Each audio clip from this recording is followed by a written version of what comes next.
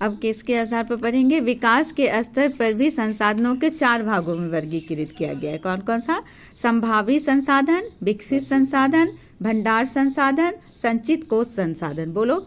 संभावी संसाधन, विकसित संसाधन, भंडार संसाधन और संचित कोष संसाधन।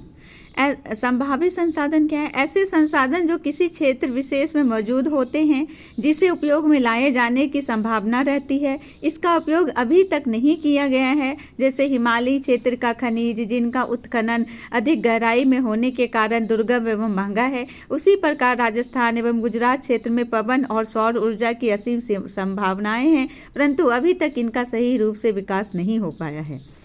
विकसित संसाधन ऐसे संसाधन जिनका सर्वेक्षणोपरांत उपयोग हेतु मात्रा एवं गुणवत्ता के निर्धारण हो चुका है। पूर्व में यह बताया जा चुका है कि संसाधनों का विकास तकनीकी और उनकी संभाव्यता पर निर्भर है। क्या आप जानते हैं गुजरात के भुज में सौर ऊर्जा का आधुनिक उपकरण बड़े स्तर पर लगाया जा रहा है। भंडार संसाधन ऐसे संसाधन पर्यावरण में उपलब्ध होते हैं तथा मानवीय आवश्यकताओं की पूर्ति में सक्षम हैं। उपयोग हेतु उपयुक्त प्रौद्योगिकी के अभाव में इन्हें केवल भंडारित संसाधन के रूप में देखा जाता है। उदाहरणतः जल, हाइड्रोजन एवं ऑक्सीजन का यौगिक है, जिसमें ऊर्जा के उत्पादन की असीम क्षमता छिपी हुई है, लेकिन उच्च तकनीक के अभाव में ऐसे संसाधनों का उपयोग नहीं कर पा रहे हैं।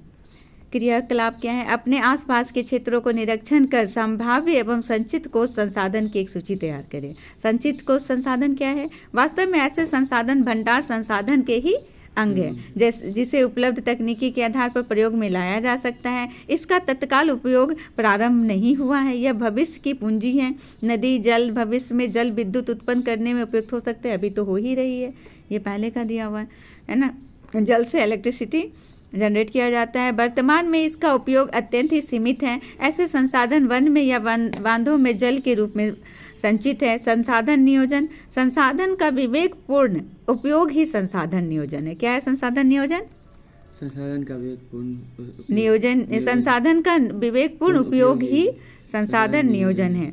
संसाधन नियोजन वर्तमान परिवेश में संसाधनों का विवेकपूर्ण उपयोग हमारे सामने चुनौती बनकर खड़ा है ना। संसाधनों के विवेकपूर्ण दोहन हेतु सर्वमान्य रणनीति तैयार करना संसाधन नियोजन की प्रथम प्राथमिकता है ना। उसके लिए नियोजन करना होगा, प्लानिंग करनी होगी कि कौन विवेकपूर्ण से तरीके से ये संसाधन हमारा उपयोग में ला हो सकता है। क्रियाकलाप प्रदेश के अंदर पाए जाने वाले खनिजों के उत्खनन एवं भंडार क्षेत्र की सूची तैयार कीजिए। संसाधन नियोजन किसी भी राष्ट्र के विकास के लिए आवश्यक होता है।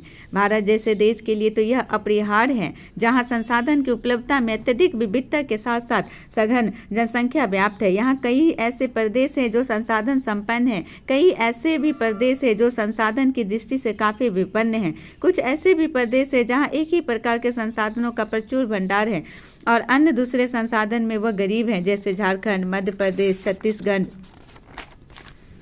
आदि देश प्रदेश हैं जहाँ खनिज एवं कोयला का प्रचुर भंडार है। उसी प्रकार बिहार भी चूना पत्थर एवं पाइराइट जैसे खनिजों में धनी है। अरुणाचल प्रदेश में जल संसाधन प्रचुर मात्रा में उपलब्ध है, परंतु कतिपय कारणों से उसका विकास नहीं हो पाया है। राजस्थान में सौर ऊर्जा के साथ साथ पवन ऊर्जा का प्रचुरता है, परंतु यह राज्य जल संसाधन की दृष्टि से अति निर्धन है। भारत के अंतर्गत लद्दाख जैसे भी क्षेत्र हैं जो शीत मरुस्थल के रूप में अन्य भागों से अलग थलग हो गया है, लेकिन यह प्रदेश सांस्कृतिक विरासत का धनी है। यहाँ जल, महत्वपूर्ण खनिज एवं मौलिक अवसंरचना की बहुत कमी है। अतः राष्ट्रीय, प्रांतीय तथा अन्य स्थानीय स्तरों पर संसाधनों के समायोजन एवं संतुलन के लिए संसाधन नियोजन की अनिवार्य आवश्यकता है। भारत में संसाधन नियोजन एक जटिल प्रक्रिया है। इसके लिए आवश्यक क्रियाकलाप का आवश्यकता होती है। ये क्रियाकलाप संसाधन नियोजन को सौंपने होते हैं। इन सोपानों के सहारे किसी देश के उपलब्ध संसाधन का सदुपयोग कर उस देश की उन्नति का मार्ग प्रशस्त किया जा सकता है। संसाधन नियोजन के सोपानों को निम्न रूप में बांटकर अध्ययन किया जा सकता है। देश के विभिन्न प्रदेशों में संसाधनों की पहचान कराने के लिए सर्वेक्षण कराना, सर्वेक्षणोपरांत मानचित्र तैयार करना एवं संसाधनों का गुणात्मक एवं मात्रात्मक आधार पर मापन या आकलन करना, संसाधन विकास योजना को मूर्त रूप देने के लिए उपयुक्त प्रौद्योगिकी, कौशल एवं संस्थागत नियोजन की रूपरेखा तैयार करना, राष्ट्रीय विकास योजना एवं संसाधन विकास योजनाओं के मध्य समन्वय स्थापित करना। याद कीजिए, बिहार राज्य में सामूहिक भागीदारी की सहायता से आपके पास आसपास में संसाधन विकास के कौन कौन से कार्यक्रम चलाए जा रहे हैं। हमारे देश में स्वतंत्रता प्राप्ति के बाद ही संसाधन नियोजन के लक्षित उद्देश्यों को हासिल करने का प्रयास किया जा रहा है। इस संदर्भ में भारत सरकार प्रथम पंचवर्षीय योजना से ही प्रयासरत हैं। किसी भी इकाई पर विकास हेतु संसाधन एक आवश्यक शर्त है, किंतु प्रौद्योगिकी एवं संसाधन में वांछित परिवर्तन के अभाव में केवल संसाधनों की उपलब्धता में विकास संभव नहीं है। आज भी हमारे देश में ऐसे कई राज्य हैं जहां संसाधन की प्रचुरता के बाद भी आर्थिक रूप से पिछड़े राज्यों की इनकी गणना के क्यों? मानव संसाधन नहीं होंगे, उपयोग नहीं कर पा रहे हैं, प्लान नहीं है, नियोजन नहीं है कि कैसे उस चीज़ को उपयोग करके हम अपने देश को विकसित कर सकें। इसके विपरीत कुछ ऐसे भी राज्य हैं जो संसाधनों के अभाव में आर्थिक रूप से विकसित हैं। संसाधनों का संरक्षण सभ्यता एवं संस्कृति के विकास में संसाधनों की अहम भूमिका होती है, किंतु संसाधनों का भी अविवेकपूर्ण या अतिशय उपयोग विविध प्रकार के सामाजिक, आर्थिक, सांस्कृतिक एवं पर्यावरणीय समस्याओं को जन्म देते हैं। इन समस्याओं के समाधान हेतु विभिन्न स्तरों पर संरक्षण की आवश्यकता होती है। संसाधनों का नियोजित एवं विवेकपूर्ण उपयोग ही संरक्षण कहलाता है। संसाधनों का नियोजित एवं विवेकपूर्ण ही संरक्षण कहलाता है। प्राचीन काल से ही संसाधनों का संरक्षण समाज सुधारकों, नेताओं, चिंतकों एवं पर्यावरणविदों के लिए एक चिंतनीय ज्वलंत विषय रहा है। इस संदर्भ में महान दार्शनिक एवं चिंतक महात्मा गांधी के विचार प्रासंगिक हैं।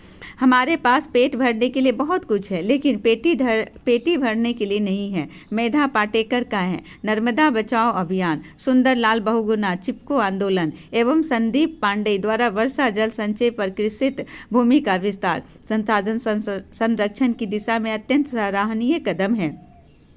गांधी जी जैसे कई चिंतकों का मानना है कि मानव का स्वार्थी और लालची प्रवृत्ति तथा अत्याधुनिक तकनीकी की शोषणात्मक क्रियाकलाप संसाधन के तीव्रतम ह्रास के लिए मजबूर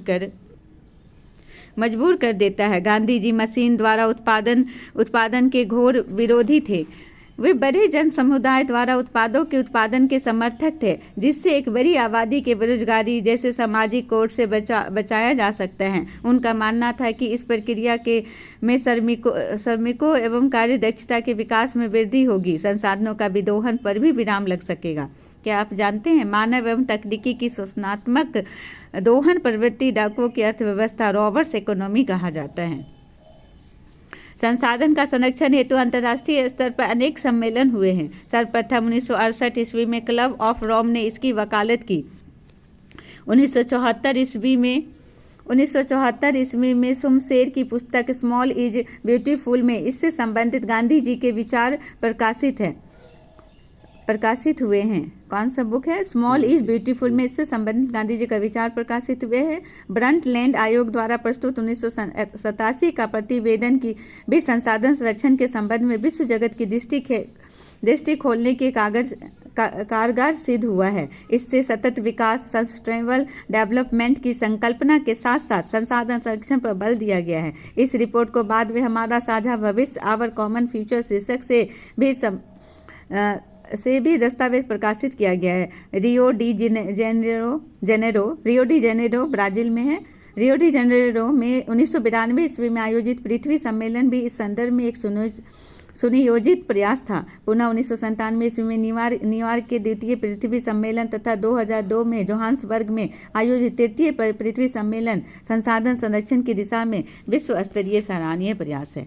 सतत विकास की अवधारणा, संसाधन मनुष्य की जीविका का आधार है। जीवन की गुणवत्ता बनाए रखने के लिए संसाधनों का सतत विकास की अवधारणा आवश्यक है। संसाधन प्रकृति प्रदत्त उपहार है कि अवधारणा के कारण मानव ने इनका अंधाधुंध दोहन किया है, जिसके कारण पर्यावरणीय समस्या भी उत्पन्न हो गई है। व्यक्ति के लालच लिप्सा ने संसाधनों का तीव्रतम दोहन कर संसाधनों के भंडार में चिंतनीय ह्रास ला दिया है। संसाधनों का केंद्रीयकरण, सेंट्रलाइजेशन, खास लोगों के हाथों में रहने से समाज दो स्पष्ट भागों में संपन्न एवं विपन्न में बट गया है। संपन्न लोगों द्वारा स्वार्थ के वशीभूत होकर संसाधनों का विवेकहीन दोहन किया गया है। इससे विश्व पारिस्थितिकी में घोर संकट की स्थिति उत्पन्न हो गई है। भूमंडलीय तापन, ओजन में परियावरण प्रदूषण, मृदा क्षरण, भूमि विस्थापन, अम्लीय वर्षा, असमय ऋतु परिवर्तन जैसे पारिस्थितिकी संकट पृथ्वी पर व्याप्त असभ्यत संस्कृति को निगल जाने का तैयार है। अगर इन स्वार्थी तत्वों और देशों के अनवरत विदोहन चलता रहा तो पृथ्वी का जैव संसार विनाश के आगोश में समा जाएगा। उपयुक्त परिस्थितियों से निजात पाने एवं विश्व शांति के साथ जैव जगत के गुणवत्तापूर्ण जीवन लौटाने के लिए सर्वप्रथम समाज में संसाधनों का न्याय संगत बंटवारा अपरिहार्य है। दूसरे शब्दों में संसाधन का नियोजित उपयोग होना आवश्यक है ना। प्लानिंग के साथ उस संसाधन का उपयोग होना बहुत जरूरी है। इससे पर्यावरण के बिना क्षति पहुंचाए भविष्य की आवश्यकताओं के मद्देनजर वर्तमान विकास को कायम रखा जा सकता है। ऐसी धारणा ही सतत विकास, सस्टेनेबल डेवलपमेंट कही जाती है। इससे वर्तमान विकास के साथ भविष्य भी सुरक्षित रह सकता है।